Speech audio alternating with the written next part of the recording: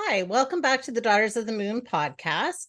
We're here again, and we have a special guest with us, Elizabeth Wood. Elizabeth is considered an advanced seer, works on the cutting edge of galactic and quantum anthropology, trauma healing, and futurism, with her lifelong ability to see into and work with all dimensions. Her theoretical and psychic work has helped people all over the world, called Living Library and Oracle. Elizabeth has spent her whole life studying anthropological, oh my goodness, theory, quantum physics, ancient and modern medicine. She has 2 science degrees, including a master's in applied anthropology. Her philosophies and practices bridge science and spirituality, support real change in the world. And we just found out she's living in Ecuador. So that's very cool. And welcome to our podcast, Elizabeth. Thank you so much. I live a more humble life than the lofty bio at the moment. But that's nice because you're living your true life, which is always a nice thing to be able to do. Thank you. And always trying to kind of be still in the realm of figuring out how to work with these times. It's so interesting how, especially here on the equator, where time seems to stop because the sun rises and sets in the same place every day. Wow. And then getting this full blast of new energies. But helping people to navigate this right now. It's kind of a Alice in Wonderland for so many. Yeah. So go ahead, Kimmy. No, you go ahead. Okay, so you do most of this by Zoom, or do you do it personally there, like hands-on there, or how do you work with it mostly? I do one-on-one sessions via Zoom on the phone, basically, and try to help people navigate. But I love to teach, and I've been publishing many hundreds of classes, and so I'm really compiling all this body of work. But the latest next piece that came through from Solstice, I think, was working with the 12 light bodies. And I come from a Tibetan tradition of thinking of 12 dimensions in consciousness and how it relates to the physical body. And I love to study the human biology too. So learning that, for example, the brain has the ability to actually have multiple structures, 11 dimensions and structure in your brain. So that is a very good biological proof of, hey, this is a real concept, that there's many different ways to perceive consciousness and reality, and that's what people think of or mean by, being able to work from a higher place or enlightenment, or lots of words for these kinds of things. Or maybe working with the divine will. That's a nice way to put it. It is. So that's kind of what's come up lately, and also a stream of thought around galactic history. And I care a lot about that, and I want to be able to use this beautiful skill of storytelling that has come up through my heart as something that's opening in myself to offer people. I just come from a family of storytellers, and I'm the oldest of 7 in a military family, and that definitely led to a lot of stories. I would think storytelling as a skill, and yeah, I have some amazing storyteller siblings, that's for sure. That's wonderful. So how did you get started with all of this? What was your journey getting into it?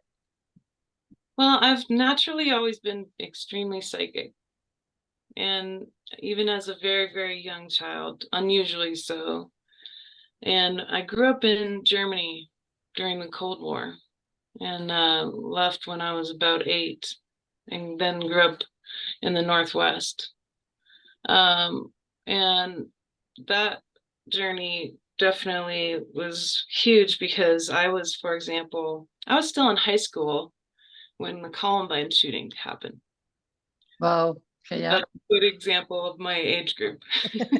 I You'll graduated remember right it. after that. But that kind of dark time and consciousness where the youth were really being programmed into what I call the human hatred programming.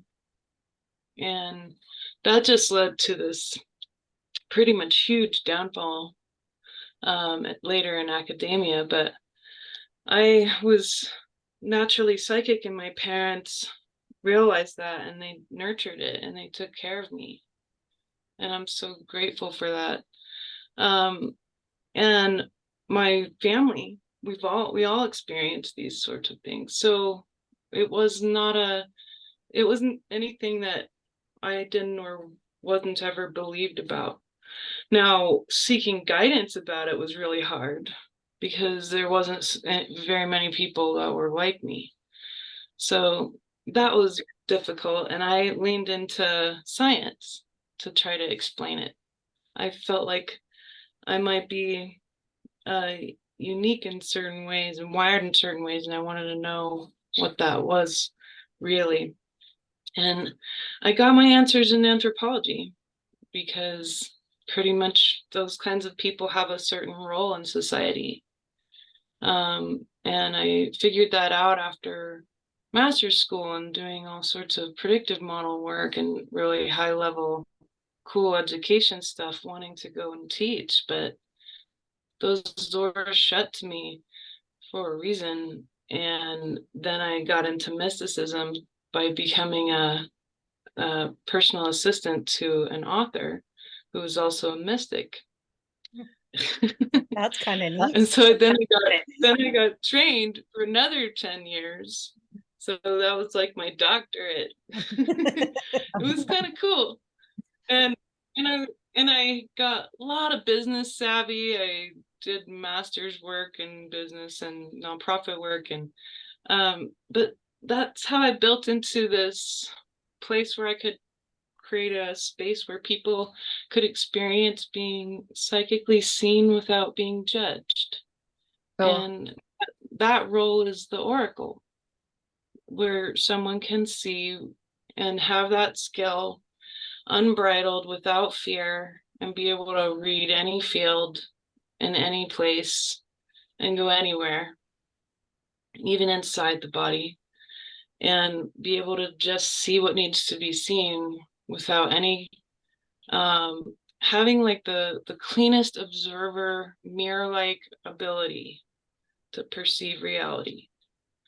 And that's now a better way, I think, to describe what all of us are going to be asked to look at. And right now I feel everyone's capable of this. And I want to empower them. Yeah, I want to empower people to do it for themselves. Of course, we all need help, and I seek also people to see me for my sake. It's difficult to see yourself. yes, it is. Yeah, so Yeah. that's basically how I got into this work. Wonderful. Go ahead, Kimmy. No, go ahead. It's very interesting that you followed it through. It's like you were jumping from like science and psychic and all that other stuff. Like they have over the years, they didn't meld too much together. And now we're finding out that, yeah, they do work alongside with each other. And for you to put the other things that you do, it takes it all over the place sort of thing. It's very, very interesting. And for you to teach this to people, I know that for us, when we first started doing that, we had to learn how to protect ourselves in that. And, you had to go out and find out how to do that, because it just wasn't possible to find it in a book or anything else, hardly too much. People didn't talk about it. And, you just gather your information as you go along. And I think that's exactly what you were doing. Yes. And I feel also finding good teachers is really important. Yes. Being able to know when to be with a teacher, when to part, when to come back, how to treat your teachers, being able to respect our elders. I feel like that's a huge missing piece sometimes in I'm humbled because I'm only 40 and I have a family, and I'm very, I feel very blessed in what I'm doing, and You are. that I can do this for people, and that I have just a very clear channel for it. But at the same time, I think in the past few years, it's been so important for people to learn how to do it now, because we have an ability to do this remotely, even without the internet.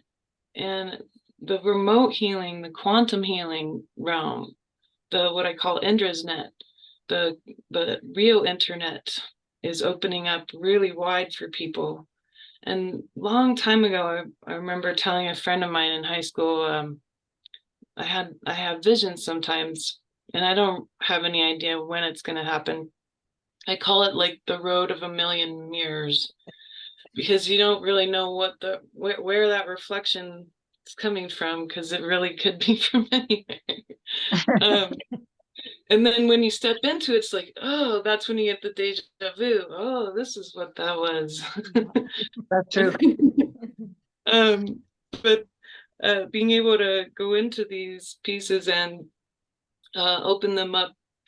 Anyhow, I think for people to be able to use this Indra's net more and to lean into it and know how to then work with it for healing and balance and standing in our power versus going to war with the dark at this point, kind of disengagement, and standing in neutrality, knowing what that feels like, is really hard right now. So I feel though that's a superpower still. Yeah, it is. And I think you're right. Like going inwards to shine our light out and heal ourselves internally first, to give that out to others, right? And I think society is becoming more about that now. They're opening up at least a little bit more, becoming a little more acceptive to letting that light in, as opposed to all this darkness, right? Because I think for so long we just really focused on the dark in the life, and not the nice things that we have to be grateful for, and the positive lights that are shining through every day, and what we're actually being granted with teachers that are come to us and things like that, like you said. So, and then now opening up, galactically as well, right? Which is become much more open, I find, than it was in the past. Oh, for sure. Yes, and now we know more. So I love to be able. I study part of my love in the world is astrophysics, and so that being able to be applied as a cycle, that's really what galactic anthropology is about. Okay. Understanding the cycles of all of the astrophysical cycles. So these astrophysical cycles right now, literally in this very time, are all lining up for this huge opening that, for me and I think many others, we have a knowing about the future, which is what I care about a lot. And don't we all? It is about the future. We need to protect what we know is going to happen in the future. Yes, by of course acting in the now. And acting in the now. And so that knowledge, being able to have knowledge about our galactic history, but also how these cycles work, and why now is one of the most important times. It's because we're at the verge of another species change. And this is an 800,000 year cycle end. It's the end of a yuga. And then what that means is that our solar system, here's the galaxy, it's like a big plate, and a lot of material is really thick around the edge. Our solar system's kind of out on the edge on the galaxy. And as we go around, we go up and down around the edge of the plate of material. And we peak up and down to see the galactic core. And the galactic core makes this huge amount of very amazing, interesting forms of light.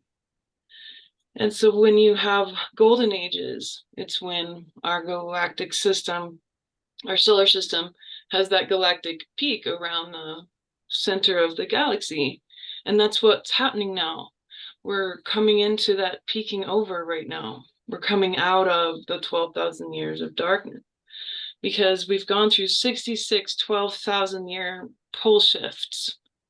And these pole shifts are like giant erasers. The Earth's a big, huge etch-a-sketch.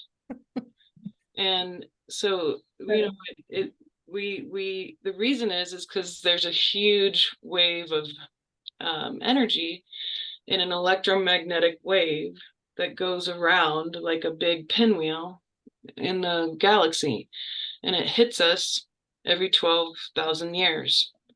And it causes our whole solar system to change and warm up, which is why Mars is having earthquakes and everybody's heating up, and Pluto's lost a bunch of its atmosphere, and everybody's acting up. That's because we have this big wave, and it also makes the sun act up. And this is where this whole supernova, or excuse me, micronova concept comes in, that there's a regular micronova as well, which has been completely in stone, written by our ancestors over and over and over and over again. And that civilizations have built on top of one another in the same spots, right? And so this leads to a much longer understanding of our species. But now we're here at the end of many cycles. We're at the end of a 12,000 year cycle, an 800,000 year cycle, a 6,500 year cycle, and a 1,200 year cycle. Wow. All at the same time. So we're here for something big. And I love light, photons. It's the form of consciousness that moves the most in reality. And has the most impact, I feel, in this universe. And light is something that is both conscious and form. And you're creating it all the time. And we have light bodies. We have a primovascular system that's been discovered pretty recently. And one of the doctors that discovered it actually lives in a town near me. But it's inside the lymphatic system. And And it's a set of nanotubules that have long nuclei. And it seems that as they watched them, the only purpose they had was to move photons around the body. And they have video and picture footage of what it was doing. And it was moving light around the body.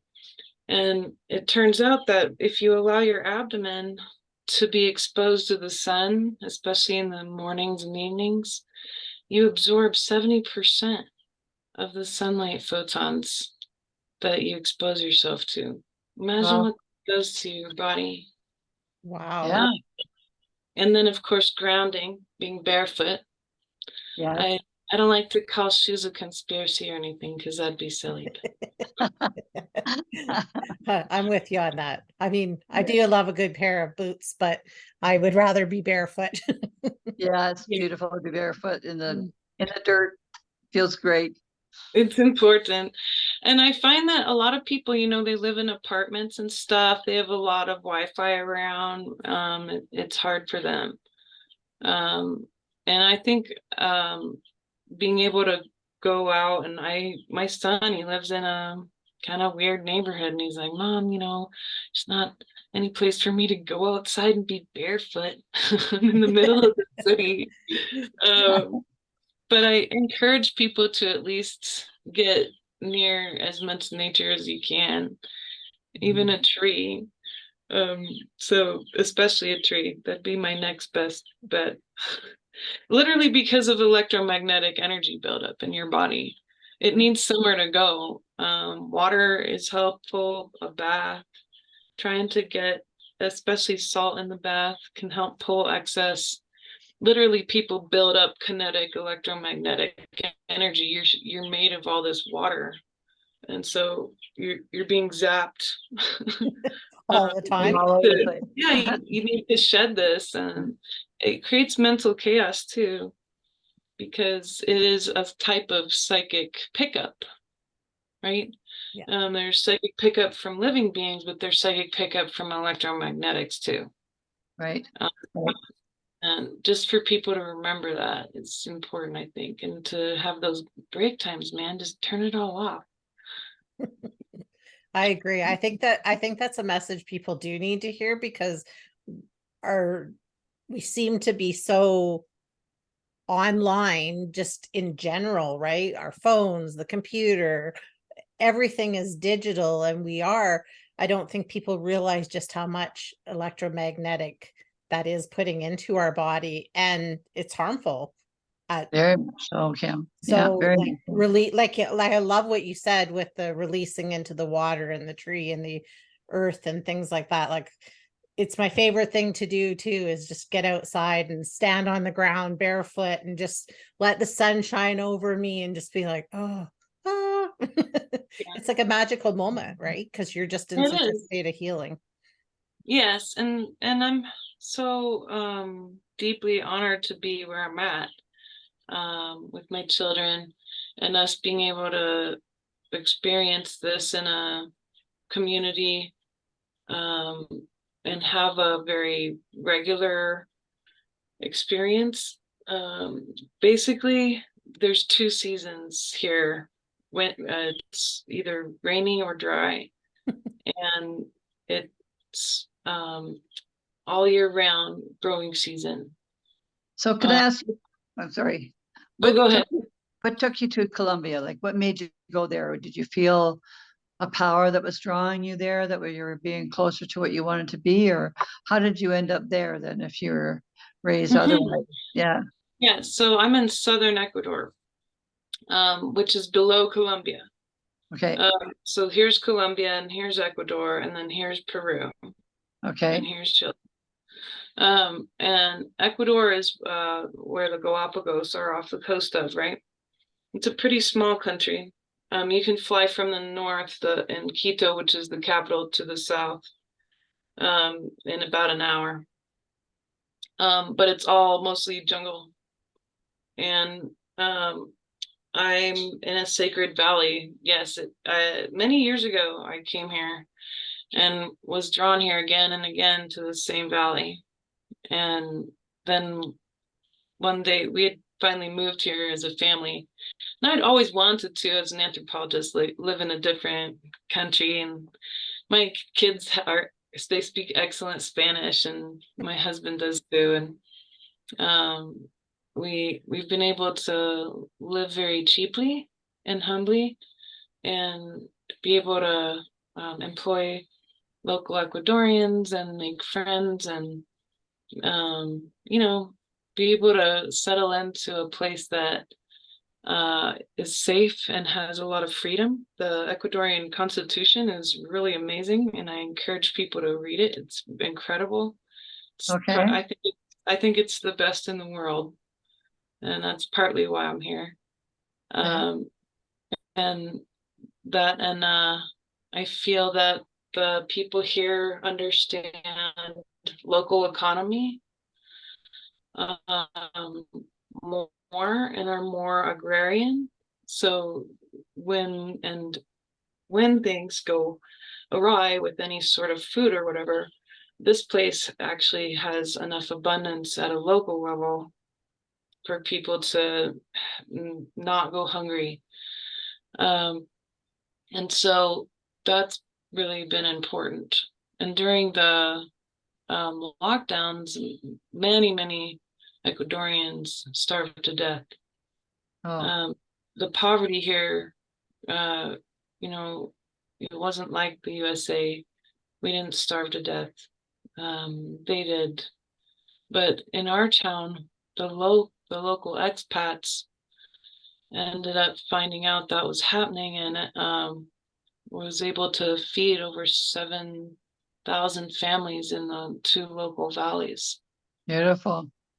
And Yeah. that was a healing experience, right? It's powerful. And that's going to help build it to the next level of food sovereignty. So food sovereignty, I feel, especially as an anthropologist, but also as a psychic, I feel is really key. Food sovereignty needs to be number one. And, you know, looking at all of the war and the violence, that there is an antidote, and it's very interesting. It's being able to redesign our cities specifically, not around commerce, but around children. And if you redesign the experience of a living space and focus it on education and children, and then commerce being on the outer edges, really as not the focus of a society. And there is a way to do it simply by building parks and libraries and specific things in a certain way for people to experience at the heart of a city. And I think that is kind of used to be what a city used to be about, kind of focused around education and sharing. And of course, the cleaning up of the nepotism in academia is vital at this point. But that's why we have these podcasts. That's right.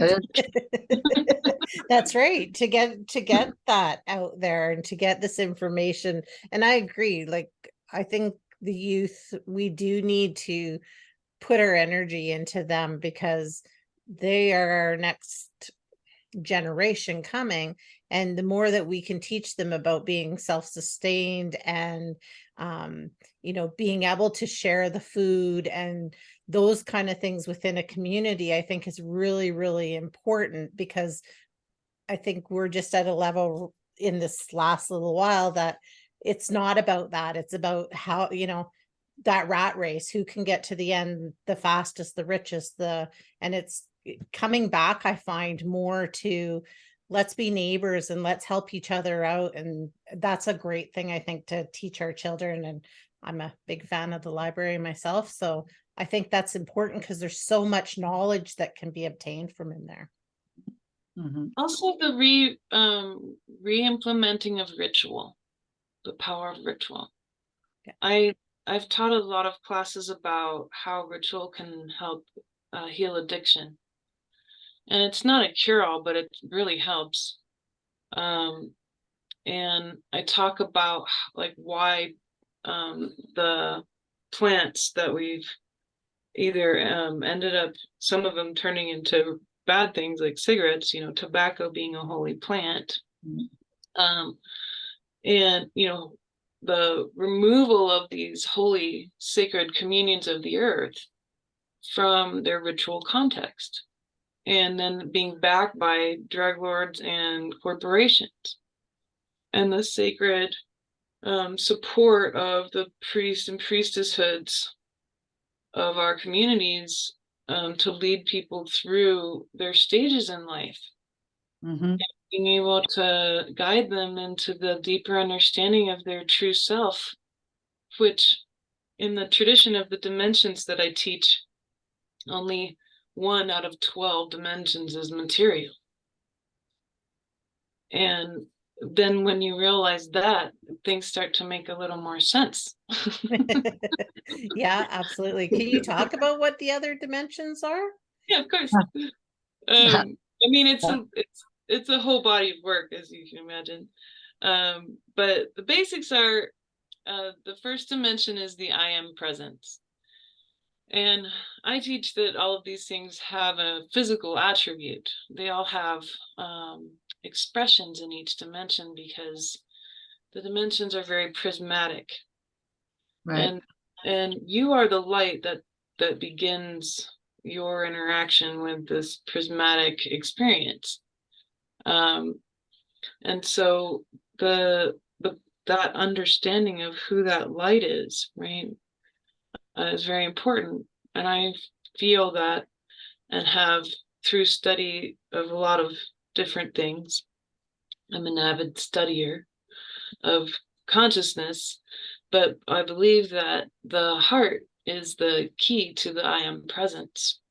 And that if you can sit in the most knowledgeable, the oldest part of your heart, that's very important, because it's the seat of your body memory. It's the place where your body memory is oldest. And sometimes even the first cell from when you were in a little bean inside. That first heart cell sometimes is with people as well.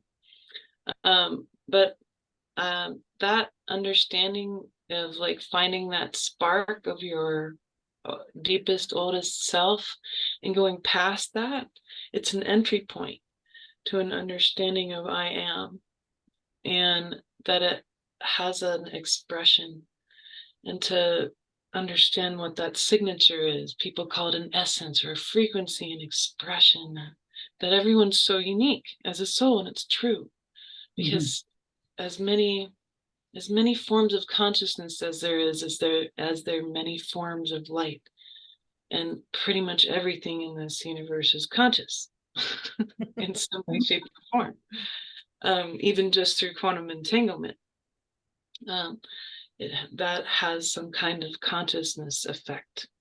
Right. So it's sort of like being in a sea of consciousness. And if anyone's ever swam in the ocean, they know exactly how that feels. Anyhow, but what is your frequency? What's that signature? And being able to sit back in it without having to do anything with it, right? Without having to interact with anyone. What is that? Can you fall in love with it? Can you understand it? Can you nurture it? Can you let it be the driver?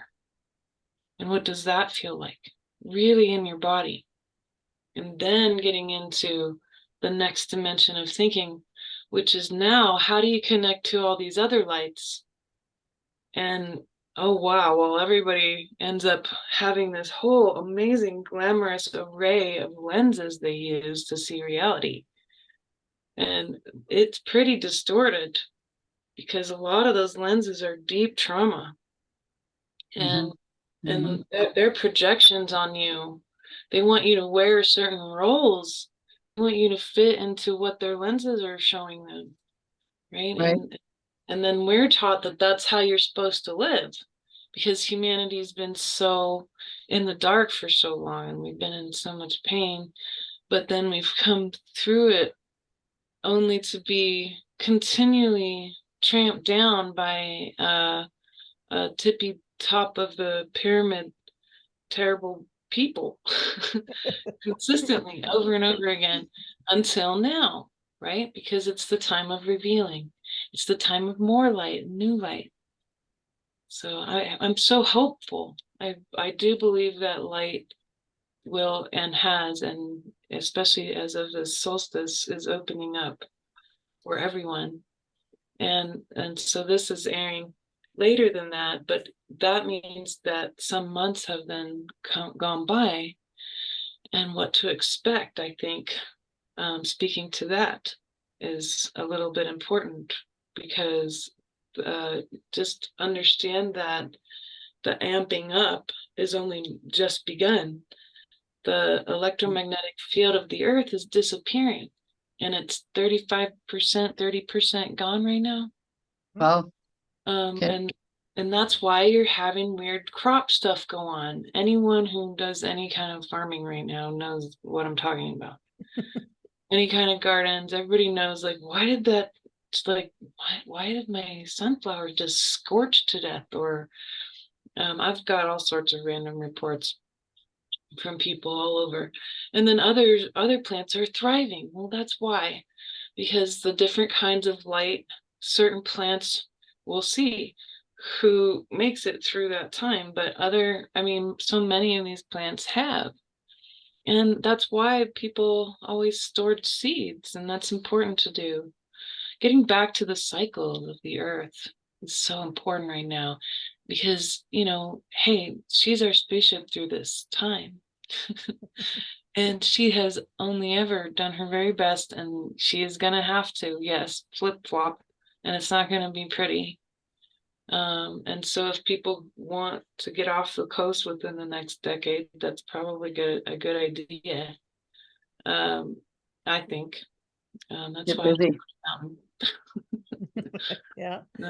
So I think the world's going to change really rapidly here because of that influx of light, and there's going to be innovation, and there's going to be a very interesting kind of huge peak that keeps happening in these equinox and solstice gateways, and they're going to get bigger and wider, and more expensive, and that's why people are so affected. This stuff literally creates changes in people's minds and causes issues with people's bodies. So being really compassionate right now with what people are going through as well. Okay.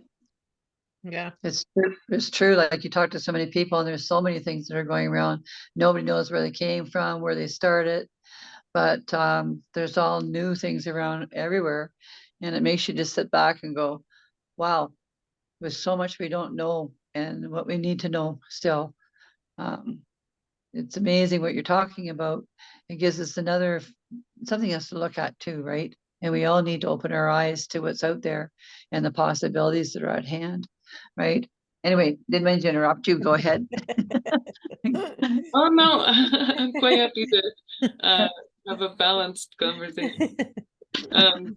It's quite easy for me to keep talking. So Okay.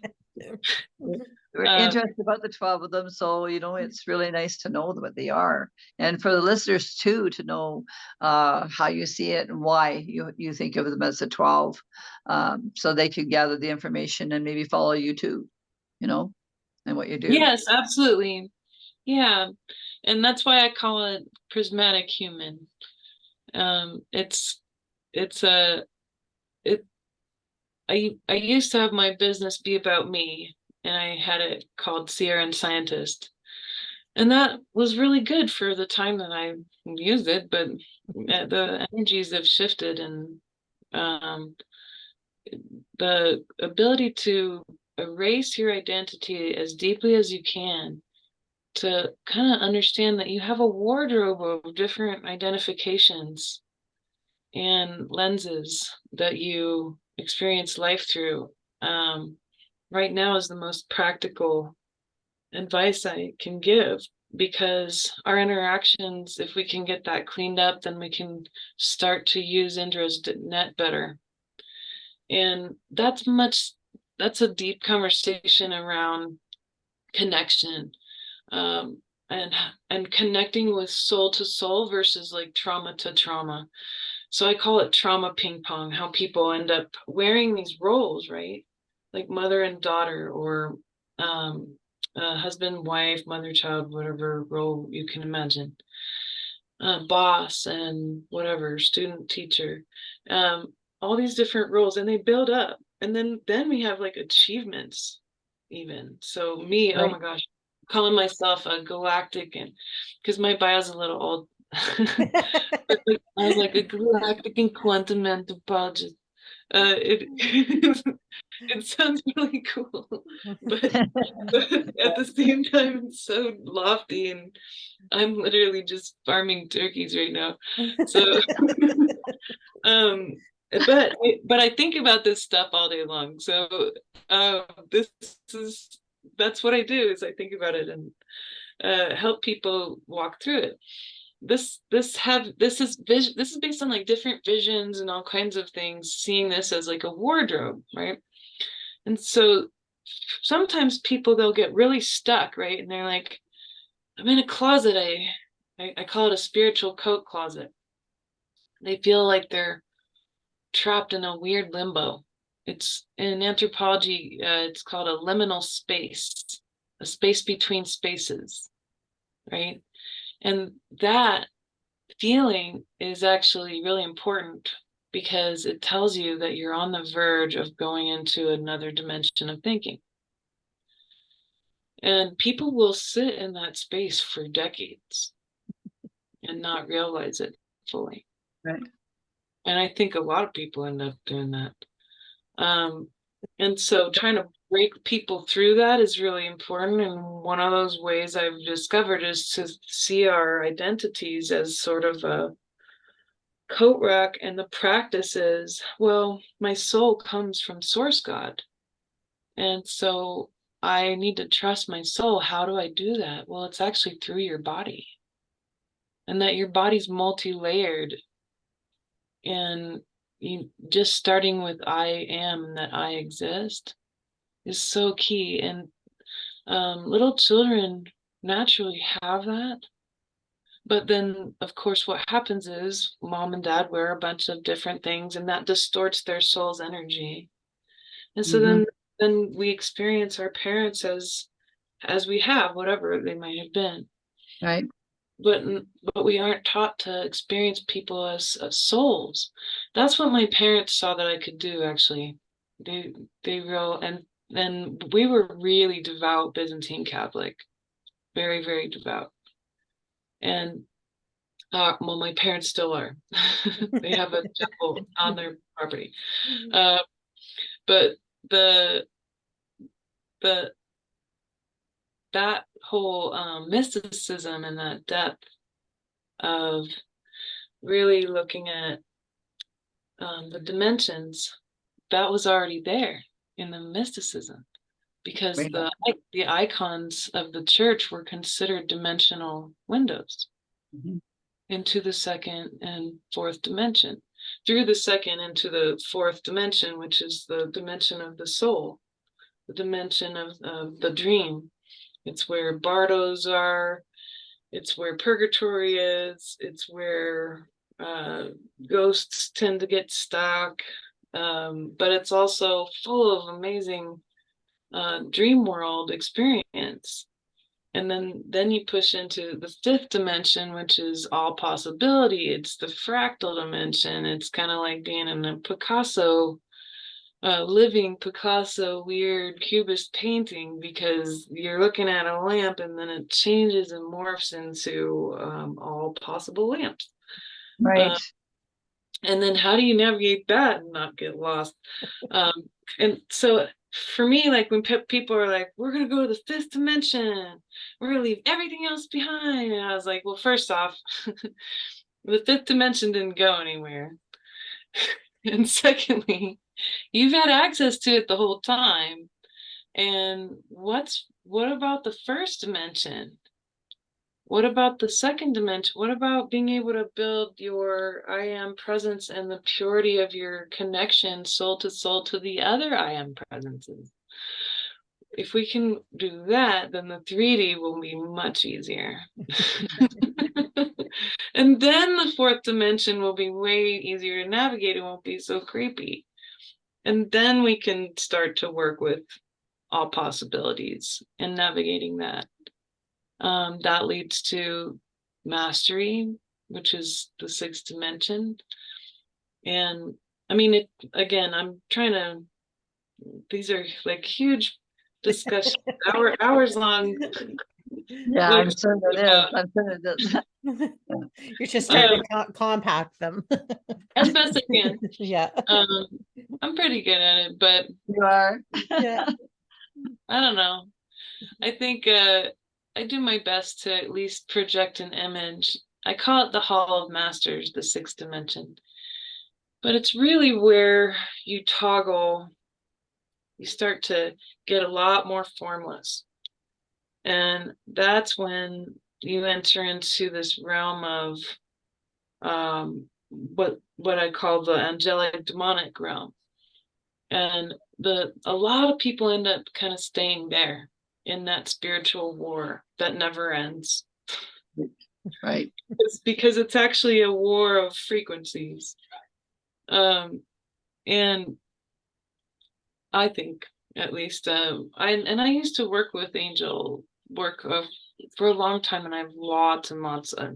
It's really important that people understand the angels and have a relationship with them, because we have one, and we have one with the demonic. And having been working, helping people heal possessions and entity issues for decades, the helping people to understand why the demonic feed off of you, getting to the heart of it so that you empower yourself, so that they don't ever connect to you, and that if they do or they bother you, what you can do about it. You know, really good spiritual trainings, proper spiritual training for people, and training empaths, right? Oh my gosh, the poor empaths in the world. You know, it's hard enough being a weirdo psychic, but the empath, you know, living where your heart is seeing the truth, right? I tell people have said, you know, oh, I wish I could see like you. And I told my friends a long time ago that in the future people would start to see more. And I have had some friends from high school call me and tell me that they started to see more. Nice, and, nice. and that was really interesting. Um, but the importance of these times, I think, to get back to that, what do you do to be able to take this in and heal? Well, again, we have to start back at the I am. We're not strong enough in our sovereignty. We need to get really strong in that. And I'm really starting to learn more about how to do that myself. But I like what my friend says. She's an excellent psychic. Her name is Nalini and she McNabb, and she says, you know, to work within the natural boundaries of source for your light, and that source provides you, and allowing that light to be made available to consciousness, just as its pure form, without any identity, as a healing way. But, you know, asking yourself, what does source want me to wear today? What energy do I need right now? And really paring it down. And so I've been practicing with this, because this is also new for me as like a practice, really seeing this as a practice for myself as well. But I've been doing it with my children especially. So these moments where I'll be like trying to maintain this just pure I am presence as sort of a meditative state, and then carrying that through the day. And then my children, you know, in their beautiful light, and having that connection then with them, where I can tell, you know, that if I put that role of mother on in that moment, that's really what they want, and that can be really pure without any other identities coming up, including all my childhood self, or all of my frozen hurt past selves, or my leaky, nasty old concepts of parenthood or whatever. Just this pure form of motherhood, really purifying, or like Rudolf Steiner calls like soul hygiene, really getting into purifying these identities too, getting them down to their core meaning for us. And these are the archetypes, and bringing that ritual piece back. The ritual piece can heal our space. And when we go into thinking of how to build a new city or a community or even our own household, even if you don't have children, building it around the inner self, which is so pure. It's even more pure than the child. It's beyond that. It's the purest, most beautiful soul, your immortal soul. Right. Falling in love with that is important, and it's not narcissistic. because it's not something easily expressed either. It must be felt in the heart. So I tell people, you don't necessarily want to see psychically before you have an open heart. And take my advice, because I have been deceived by what I see. And if I can be deceived by what I see, then that means there's a problem with seeing without having an open heart. Right. And so right. I worked really hard to open my heart, and I finally did. And in opening it, it was so difficult for me to sync up my heart and my third eye. And so I tell empaths, you need to master what the empath skill set is, which is not seeing. It's being able to actually not even just feel, but to move energy. That's what the empath skill is, because the empath field is big and it spins, and you have your personal bubble, and being able to differentiate between that and the outer field, and being able to get all that energy to move off the earth. Your field is a huge cleanup crew, and you can put it on automatic. But it's also really powerful as a seeing of truth, because you can't be deceived by your heart. If you're truthful. Yeah, and Yes. you can be deceived by your third eye. You can be deceived by what you see. The dimensions are very surreal. They get more and more pure and more still. And that stillness then becomes the stillness in you and everything else. And that's the oneness with source, or source God, or God, or whatever people want to call it. Yeah. Yeah. And what I get from what you're saying too, then you correct me, is you're saying you're trying to find in people what is blocking them and holding them back, and you're trying to release them and build a better lifetime for them for what you're teaching. So you're trying to release anything that's been holding for any numerous years or centuries or whatever else. You're pulling that out of them and helping them see the reality of the day today and being themselves. And that's a huge thing, because most people do not have a hard time finding their true you, the true me, the true you, who we really are, and actually living it, because we all have our own little funky, silly ways that we do things, and which makes us unique as well, right? But it sounds like that what you do is you share that, and you're pulling that all out of them to make them the best they can be. And is that correct? Yeah, I think it's the age-old question. And over about probably about 20 years of doing readings for people, I've done readings for probably 25,000 people. Wow, good for you. And in anthropology, that's a really good sample. And so I feel like I've been able to apply my social science nature to this as well, and kind of be able to pare it down to understanding the real nature of people and humans and what they go through.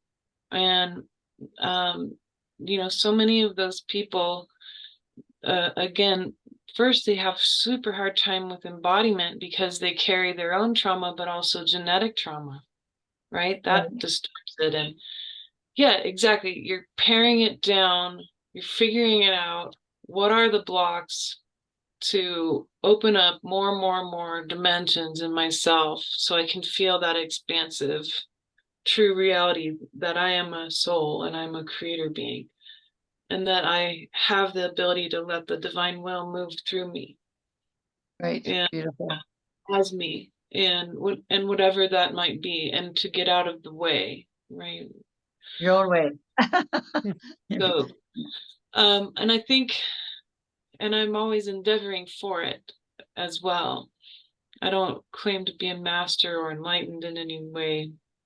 I struggle with lots of things, but I tend to be pretty transparent about this. And I use stories of my life sometimes to help people in sessions, because sometimes they're funny and they make more sense. But also because then people understand that they're speaking to someone who, it's not just a cold mirror. I'm not just gonna give you it's a conversation. And it's an understanding of the physical, mental, emotional, and spiritual well-being of the person in that moment, right? But the number one question always is, ultimately, who am I? And of course, that gets so deep into great ancient teachers. That's such a beautiful way to describe the sixth dimension, is trying to understand, who am I in this incredible chaos of possibilities? Mm-hmm. What does each of these places mean for me? And then, but going past that, always, never clinging to it, right? Once you fall in love with it, being able to also take it off and hang it up if needed. Yeah.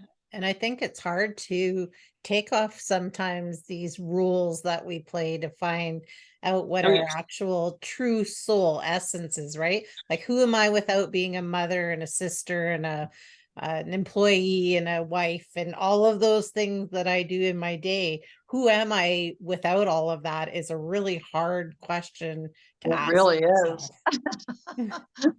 It really also, is. The flow of energy, then that gets into the flow of energy. Yeah. And that's very 3D, very important to understand the 3D and what energy it really is. That abundance is more of a field of energy, and abundance is accessed through generosity. You have to make room to receive. Yeah. It's the way physics works. It has nothing to do with money. Right. Money's just a tool for that. Yeah. So, these programming things in our heads, these matrixy 3D programmings, are finally melting away. People are looking for ways to still survive and interact. And that's why I believe the local economy is so important. Focusing in right now on our local economies, getting prepared to start to have local currencies, and however that might look. And there's so many examples and so many successful ones. The Madison dollar in Madison, Wisconsin is a great example. People want to look it up. And it's been around for ages. The other pieces I think that can come together for people's households, trying to just get by day to day, but also have the divine experience at the same time. I think that's imperative, because the next wave of, I think, enlightened people are going to be moms and dads and people who understand what's happening on the planet, but are really dedicated to consciousness at the same time. Right. And when we get pushed to these very big, huge, massive changes, when the gateway opens, this burst of incredible amounts of light continuing over the next 100 years, as the poles shift, as we experience more kinds of light and radiation from both the sun and the galaxy and the stars, and how that changes DNA. We're in a time of that time. That's the time we're in. And that it's a regular, important part of this. But the cool part is just notice this. This is so interesting to me. 66 times has humanity gone through this. And sometimes we barely made it. Like 2,000 people left type thing. But right now, we have more people on Earth at the end at this yuga and this time than all 66 of those cycles combined. Wow. So we have all the souls on board, right? and everybody's going to have their experience from this. Everyone's going to choose to go through this as deeply as they can. And I believe and feel that conscious death is really an important thing, and why drugs are such a terrible thing, especially since it's been built. That's what the deep removal of beautiful substances of the earth, like poppies, the whole poppy, what that's turned into is fentanyl. Yeah. It's been removed and turned into that. That's what that looks like. The removal of these substances that were only ever used in ritual context for healing and for many different purposes of consciousness, in a context of protection, of mythos, of story, of culture. And we've lost that. That's super important. So I do feel that that's part of the front of the 3D war that we need to face, that and the trafficking, obviously. Yeah, no kidding. But yes. What else have you both seen and felt in these times, as we're arriving now into more gateways? I find we're escalating really fast. I find we're moving very quickly, and trying to keep up all the time to the information that's being given to us as light workers is a job in itself. And trying to make sure that we're giving it out to others for where it's supposed to be intended is difficult, because there's a lot of people that just do not want to open up to see what's in front of them and what there is to offer for them for healing and all the rest of it, sort of thing. So yeah, as light workers, we really do need to extend our hands a little bit more, as much as we can.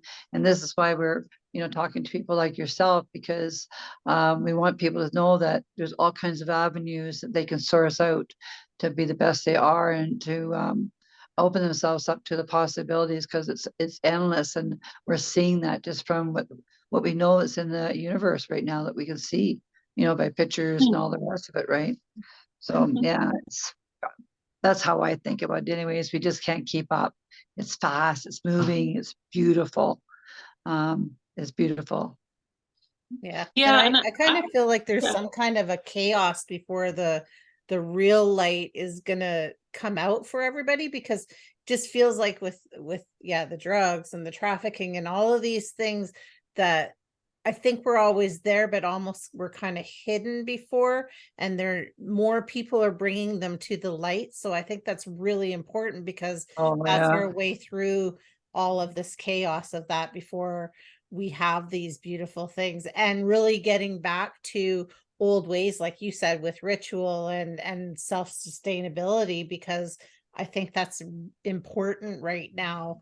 Because if there was a collapse, how do we make it through? How do we eat? How do we teach our children? How do we have those fundamental things to create life and create more life? Right. Yes. Right. And a quick answer to that, in the physical at least, is my father is a preparedness expert, and he and I compiled a huge database of resources for people, including a presentation on preparedness that we give for free, and it's on my blog on prismatichuman.com. And you can go ahead and download that for your family and share it freely. And I also teach trauma healing skills, right? Being able to catch that trauma. We got to work on the deep stuff. Yes. One of those big blocks that I find with folks, especially with the drug piece and working with vets and stuff, is the trauma runs so deep, but they don't have any way to process their emotions in the immediate moment. So it just keeps building up. Yeah. And that's really important. How do you process? How do you discern the truth? That's another piece that's missing here. These are sort of the tools that chip away at the matrix, right? Yeah, absolutely. And that's what the blocks usually are made of, right? But sometimes then you get deeper and deeper and deeper, and then you start to remember your past lives.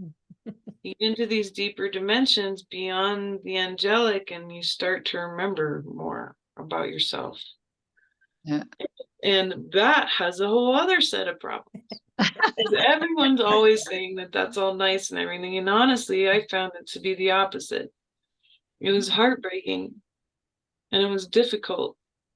And I had all these expectations and they were shattered. And just seeing how letting that whole world of past lives rule you is actually deeply hurtful. And that just like anything about the past, we have to let it go. Yeah. We have Yep. to remain present right now and purify everything down to its basics and its methods and its pedagogy and its truth.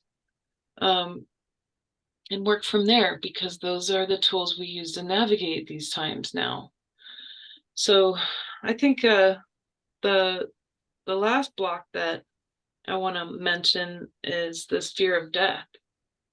And that's what happens when you let go of past life stuff. And then you start to shed all of your identity more and see that it was all just sort of made up of these frequencies. I call that the library of consciousness. And that's the deeper dimensions. Yep. And when you're working with the library of consciousness, there's no consciousness, there's no frequency, there's no feeling, there's no energy that is not equal to another. In consciousness, they're all loved. And that leads to something radical. That's unconditional love. They exist. Everything has its place in this universe. And that means that that's such a radical concept to say that all of these negative and positive emotions and energies and all of them are equal. That's what the universe has used. That's what Source God has used to paint this universe. Right. Those are the pixels through which this universe plays on the screen, and God is the screen. Right, God is the screen. Yeah, you're right. You're right. So, yeah. How do people find you, and where can they look for you, and where can they find your books? And we want to make sure that people know they can find you and share in on the information that you are very well versed in what you know. I thank you for that. Oh, my pleasure. I apologize for the weavingness of my interview today. It's good. We are in the Galactic New Year, and it's the past couple of days have been very intense.